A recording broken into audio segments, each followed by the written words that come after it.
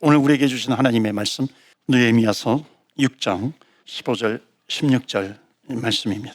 성벽 역사가 52일 만인 엘룰 월 25일에 끝남에 우리의 모든 대적과 주위에 있는 이방 족속들이 이를 듣고 다 두려워하여 크게 낙담하였으니 그들이 우리 하나님께서 이 역사를 이루신 것을 알미니라. 아멘. 하나님의 말씀입니다.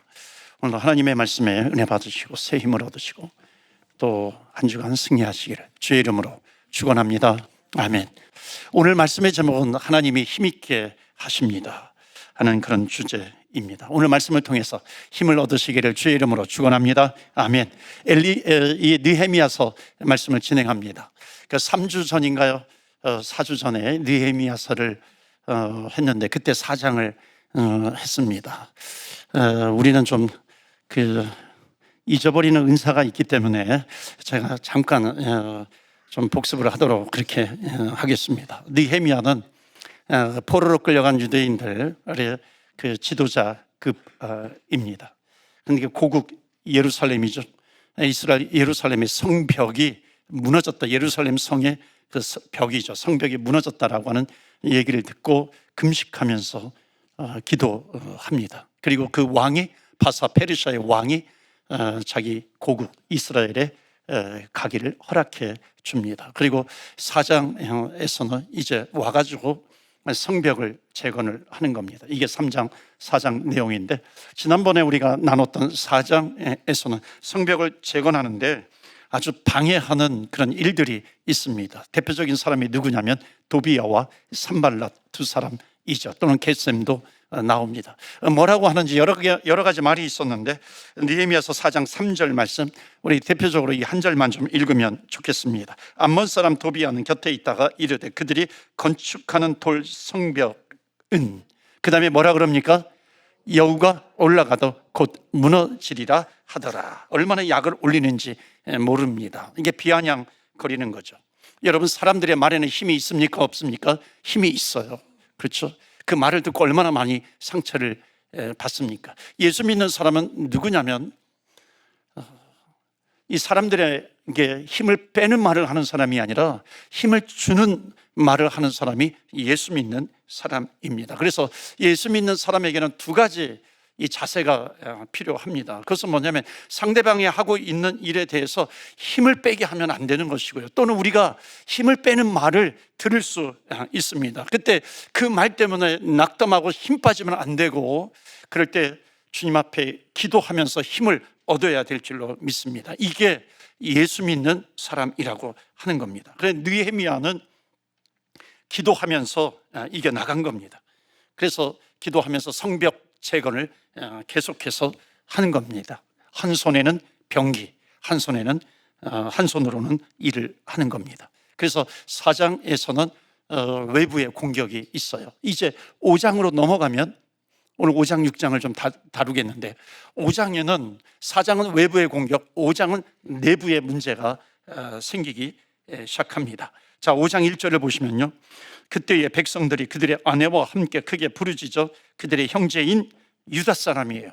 그러니까 유다 사람들을 원망하는데, 그러니까 형제인 동족 유다 사람들을 이렇게 원망하기 시작합니다. 2절 보시면 어떤 사람은 말하기를, 그러니까 some people이에요. some people이 말하기를 우리와 우리 자녀가 많으니 양식을 얻어먹고 살아야 하겠다 하고 먹을 게 없다는 얘기입니다. 3절 보시면 또 some people이 나와요.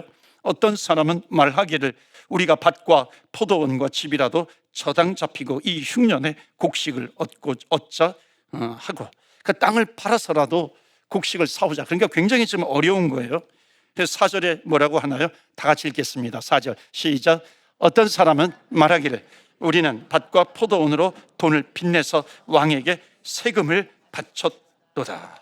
그 얼마나 사람들이 지금 어렵고 경제적으로 가난한지 그런 내용들이 쭉 나옵니다. 이 백성들의 고통이 있는데 이것에 대해서 느헤미야는 화를 내고 있는 겁니다. 느헤미야는 분노하는 거예요. 그래서 5장 6절 7절을 보시면 내가 백성의 부르짖음과 이런 말을 듣고 크게 노하였으나 7절 말씀 깊이 생각하고 귀족들과 민장들을 꾸짖어 그들에게 이르기를 너희가 각기 형제에게 높은 이자를 취하는도다. 그러니까 왜 지금 화를 내고 있냐면, 지금 이렇게 어려움이 생긴 문제가 뭐냐면, 부자들이 같은 동족에게 그러니까 돈을 이렇게 빌려줄 때 높은 이자, 곡식을 빌려줄 때 높은 이자를 바꿔서 빌려주는 겁니다. 이거 하나님이 굉장히 싫어하셨던 내용이에요. 이스라엘 백성들이 가나안 땅에 들어갈 때 이런 부분에 대해서 아주 하나님께서 모세를 통해서 신신당부했는데, 지금 형제들끼리 지금 이런 일들이 있는 겁니다. 비싼 이자를 바꿔서 돈을 빌려주는 거예요. 그러니까 부자들이 그렇게 하니까 지금 느헤미야가 화가 난 겁니다. 저는 목회하면서 그랬어요. 교인들에게 절대로 돈을 빌려주지 말아라 하는 그런 얘기들을 종종 하곤 했습니다. 그러니까 빌리러 오면은 빌려주지 말고 그냥 주라는 거예요. 그리고 줄 때 많이 주지 말고, 왜냐하면 많이 주면은 나중에 그것 때문에 시험거리가 되더라고요. 예를 들어서 1,000불을 빌리러 온 사람이 있었어요. 그러니까 1,000불을 빌려주는 것이 아니라 그냥 500불을, 작은 거를 500불을 그냥 주면 주었지, 많은 것을 빌려줘가지고 그거 언제 받을 수 있을까 꼭 고민하지 않는 겁니다. 그냥 줄 수 있는 성경적인 원리가 있어요. 그것은 뭐냐면, 우리는 하나님 앞에 빚진 자라는 거예요. 우리는 하나님께서 우리의 죄를 지시고 십자가에 대신 죽으셔서 우리는 목숨의 빚을 지었다라고 하는 겁니다. 은혜의 빚, 사랑의 빚, 이런 빚을 우리가 지었습니다. 그렇기 때문에 우리는 줄 수 있는 만큼 주는 겁니다. 그럼 그 사람이 나중에 돈이 생기면 또 다른 사람 주면 되잖아요. 그런데 지금 이때는 이 어려운 상황인데 부자들이 가난한 사람들에게 돈을 빌려주면서 이자를 높게 책정을 하니까 갚을 길이 없는 겁니다. 그러니까 그냥 죽어가는 거예요. 포기하는 겁니다. 여러분 생각해 보세요.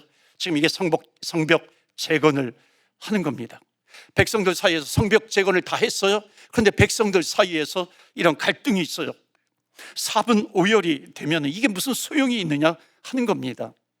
겉으로는 버젓이 이 성벽을 재건했는데 안으로는 골마 터져가고 있는 겁니다. 안에서는 무너지고 있는 겁니다. 그러니까 하나님께서는 성벽 재건도 중요하지만 이것을 통해서 하나님께서 다시 세우고 싶어 하시는 것들이 있습니다. 10절 보시겠어요? 10절 보시면 다 같이 읽어요. 시작. 나와 내 형제와 종자들도 우리가 그 이자 받기를 그치자. 야, 높은 이자 받지 마.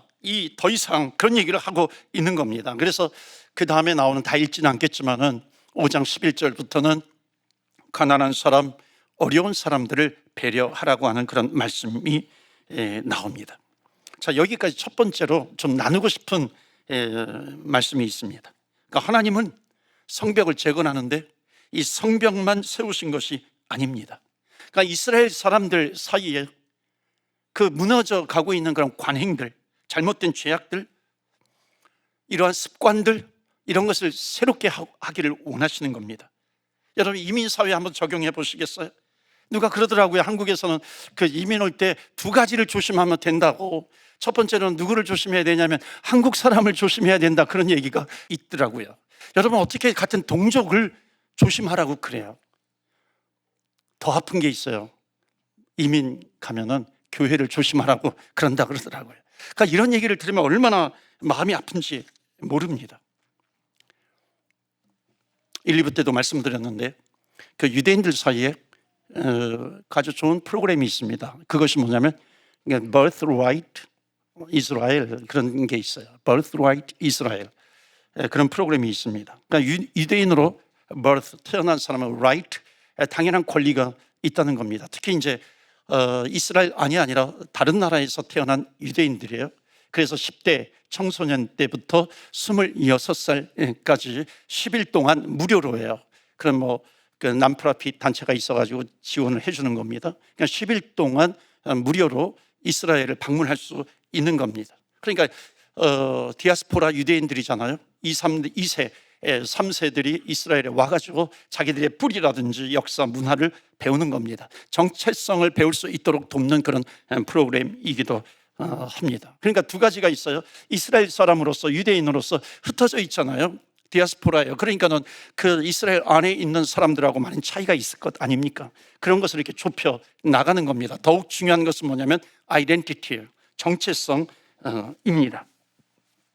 유대인의 정체성을 심어주고 싶은 거죠. 1년에 한 3만 명 정도가 해외에서 한 50개 넘는 나라에서 이렇게 방문을 한다고 합니다. 이게 조금 지난 얘기이기 때문에 아마 지금은 더 많이 방문할 수도 있겠죠.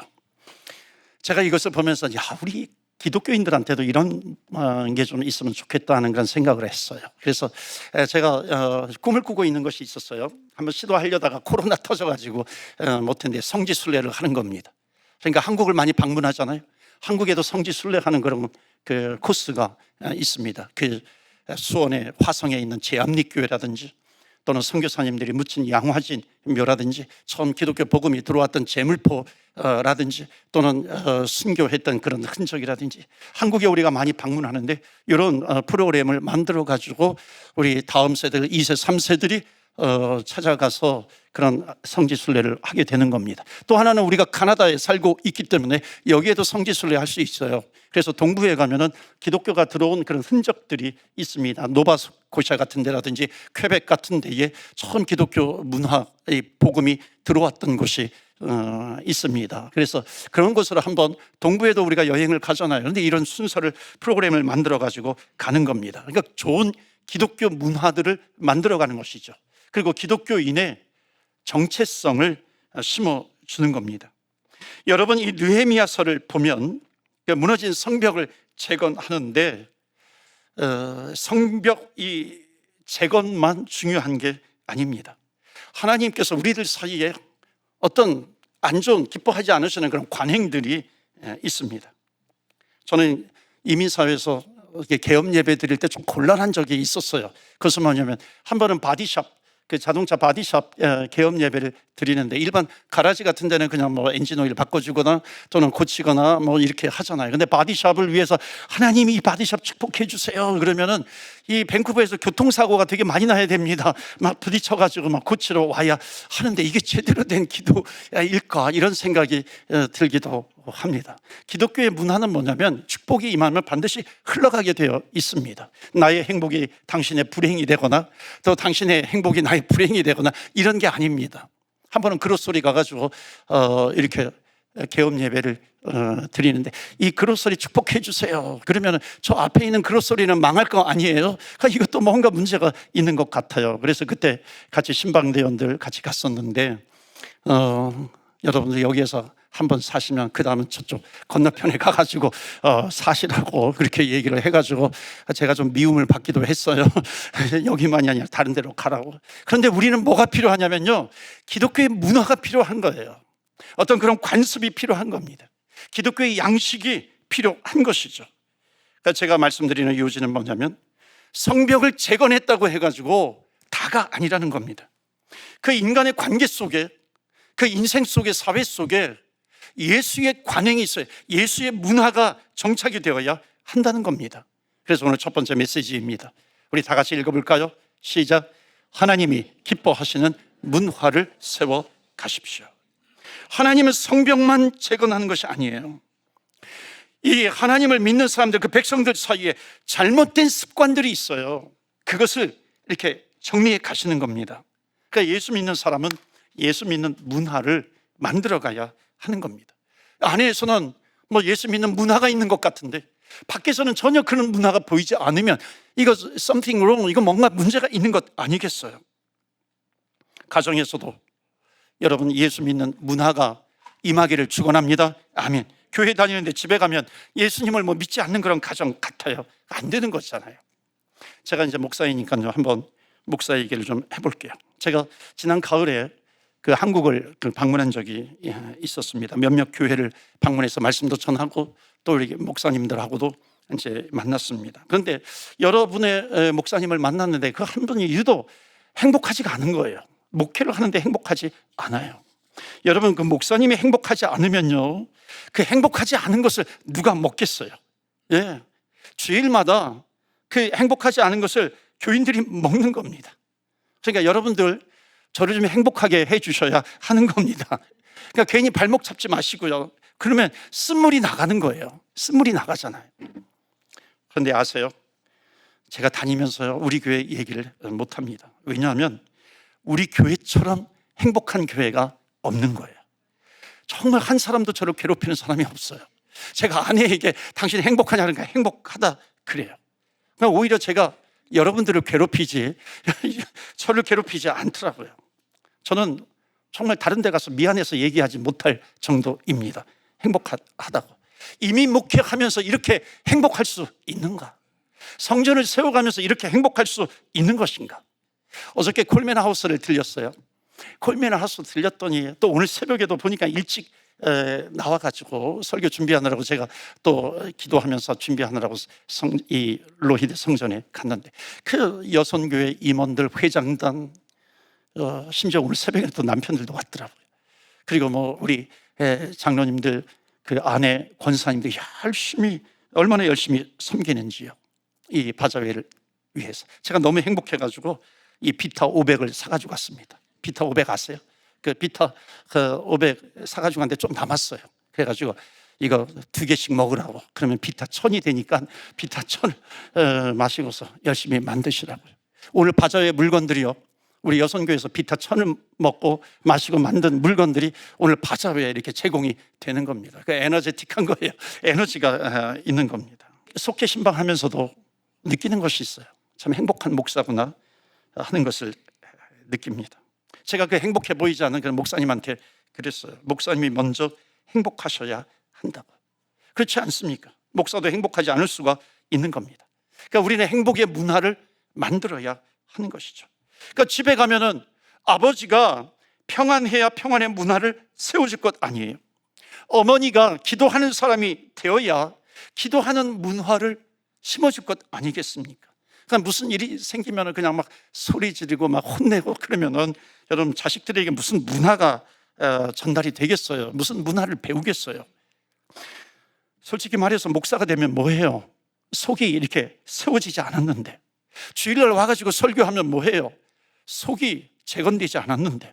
여러분 부탁합니다. 예수의 문화를 만들어 가시기를 주의 이름으로 축원합니다. 아멘.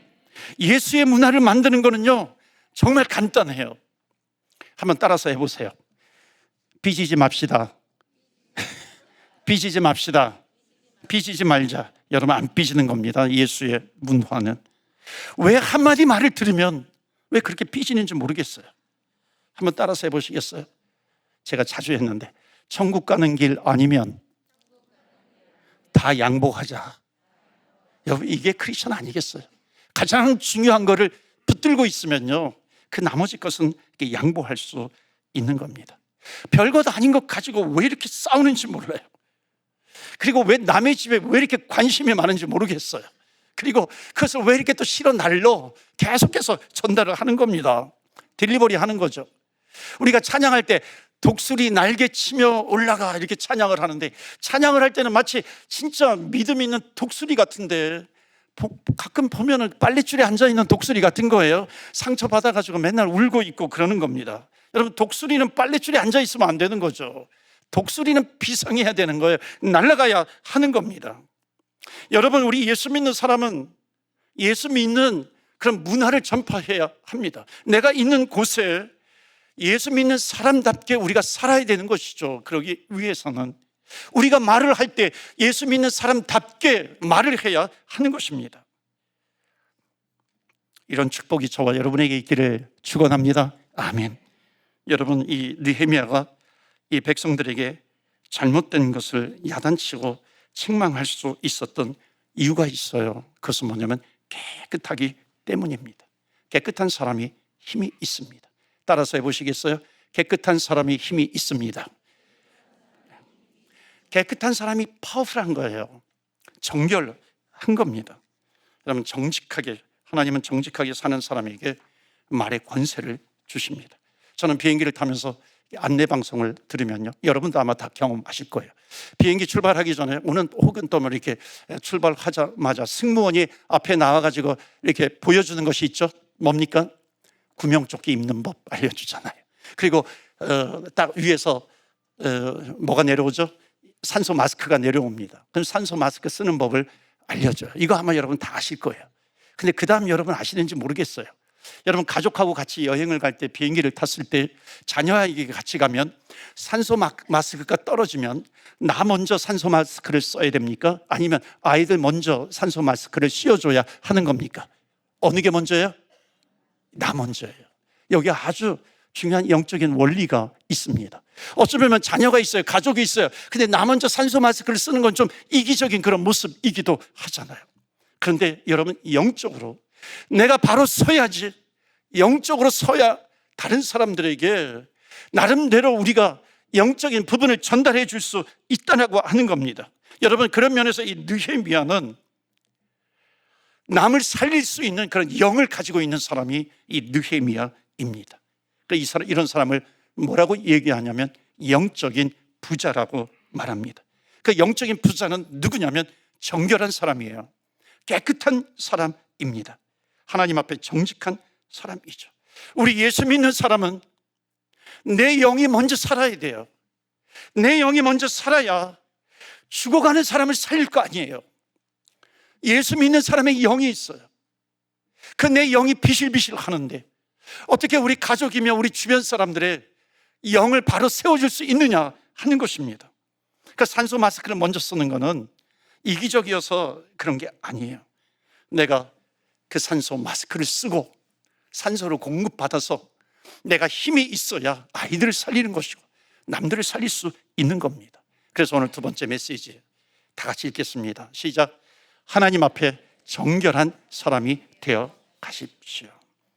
하나님은 성벽만 재건하는 일을 하신 게 아닙니다. 느헤미야라고 하는 사람, 정결한 삶을 살았기 때문에 하나님 앞에 쓰임받은 사람이 되는 겁니다. 물론 우리에게도 오점이 있었죠. 하나님 기뻐하지 않는 것이 있어요. 그런데 주님은 말씀하세요. 그것 때문에 포기하지 마. 내가 너를 위해서 십자가에 죽었어. 너가 아무리 더럽고 오점이 있고 그렇다 할지라도 내가 너에게 약속한 것은 나를 붙들 때 아무리 더러운 죄가 있더라도 눈과 같이 희게 될 것이다라고 하는 거예요. 이것은 그냥 립서비스로 단지 우리에게 그냥 다시 이렇게 세워주려고 하시는 것이 아니라 이것은 힘을 주시는 거예요. 그리고 이것은 약속입니다. 하나님 그 약속을 변개치 않으세요. 반드시 그 약속을 이루어 가시는 겁니다. 그렇기 때문에 내가 어떤 상황 가운데 있다 할지라도 주님이 나를 용서해 주셨고 하나님이 내 죄를 양털과 같이 희게 해 주셨고 눈과 같이 희게 해 주셨어. 그러면 우리는 오늘도 새롭게 깨끗하게 출발할 수 있는 겁니다. 오늘 예배가 깨끗하게 출발하는 그런 예배가 되시기를 주의 이름으로 축원합니다. 아멘. 주 안에서 깨끗한 교제.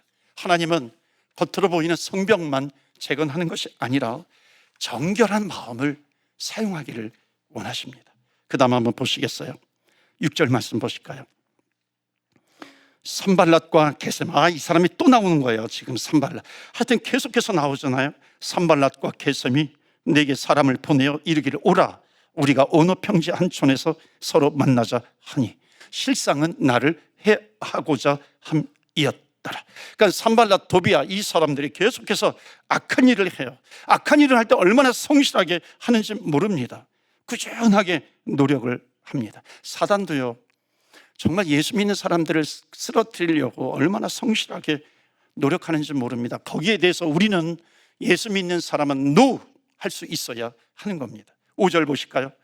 산발랏이 다섯 번째는 그 종자의 손에 봉하지 않은 편지를 들려 내게 보내는, 편지를 보낸 거예요. 뭔가 투서를 하는 겁니다. 그 투서가 뭐냐면 6절에 나옵니다. 6절 다 같이 읽겠습니다. 시작. 그 글에 이르기를 가스무도 말하기를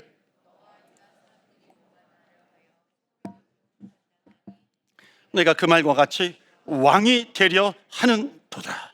여러분, 이게 말이 됩니까? 이게 지금 뭘 씌우고 있냐면 누명을 쓰고 있는 겁니다. 말을 만들어내는 거예요. 느헤미야가 왕이 되기 위해서 성벽을 재건한다, 그렇게 거짓 소문을 내고 있는 겁니다. 여러분, 예수 믿는 사람들이 하지 말아야 될 것이 있습니다. 그것은 뭐냐면 없는 것을 만들어서 말하면 안 된다는 겁니다. 여러분, 그것은 악이에요. 예수 믿는 사람은 물론 자기가 볼 때 나쁜 사람이 있죠. 자기가 볼 때 싫어하는 사람이 있어요. 그럼에도 불구하고 자기 마음에서 말을 만들어서 내뱉으면 안 된다는 겁니다. 절대로 하나님의 축복의 자리에 들어갈 수가 없는 겁니다. 9절 말씀 보실까요? 오늘 결론과도 같은 말씀입니다. 우리 다 같이 읽겠어요. 시작. 이는 그들이 다 우리를 두렵게 하고자 하여 말하기를 그들의 손이 피곤하여 역사를 중지하고 이루지 못하리라 함이라. 이제 내 손을 힘있게 하옵소서 하였노라. 아멘. 그때 이 느헤미야는 기도하는 거예요. 하나님, 나에게 힘을 주세요. 힘을 주세요. 거기 뭐라고 기도하면 I prayed, now strengthen my hands. Strengthen my hands. 지금 사람들은 계속해서 자기에게 힘을 빼려고 하는데 지금 느헤미야는 기도하고 있습니다. 여러분, 예수 믿는 사람은 어떤 사람이냐면 기도함으로 말미암아 힘을 얻는 사람이 예수 믿는 사람인 줄로 믿습니다. 아멘. 이게 예수 믿는 사람의 특권이에요. 그러니까 누가 나에게 뭐라고 할 때 절대로 힘 빠지면 안 돼요. 기도해서 힘을 얻어야 하는 것이죠. 하나님, 나에게 힘을 주세요. Strengthen my hands. 이기게 하옵소서. 그래서 주의 거룩한 일들을 마치게 하여 주시옵소서. 이 산발락과 도비야 같은 사람은 얼마나 여러 가지 권모 쓸수록 여러 차례 굉장히 회방합니다. 얼마나 회방하는지 몰라요. 그런데 거기에 대해서 느헤미야는 노 그럽니다. 넘어가지 않아요. 왜 그런 줄 아십니까? 느헤미야는 하나님 앞에 정직했어요. 하나님 앞에 기도했어요. 하나님 앞에 기도하는 사람에게 하나님께서 주시는 것이 있습니다. 그것은 뭐냐면 영적인 분별력이에요.